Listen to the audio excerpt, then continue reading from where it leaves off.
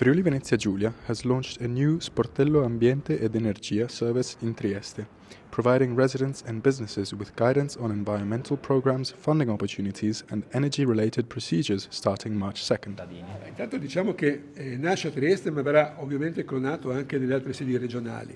Il servizio è per tutta la regione ovviamente e vuole dare un servizio vicino ai cittadini che è esattamente quello che veniva fatto fino ad oggi, soltanto